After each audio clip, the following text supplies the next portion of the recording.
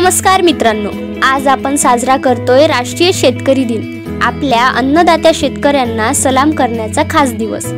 भारताचं भविष्य हे शेतकऱ्यांच्या मेहनतीवर उभा आहे। त्यांनी आपल्या कष्टाने आपल्या देशाचं पोट भरलं आहे। 23 डिसेंबर हा दिवस भारताचे माजी पंतप्रधान चौधरी चरण सिंग यांच्या जयंतीनिमित्त राष्ट्रीय शेतकरी दिन म्हणून साजरा केला जातो। ते खऱ्या अर्थाने शेतकऱ्यांचे नेते होते। शेतकऱ्यांचं महत्त्व केवळ त्यांच्या कष्टापुरतच नाही, तर ते आपल्याला निसर्गाशी जोडतात, पर्यावरण टिकवतात आणि अर्थव्यवस्थेला आधार देतात।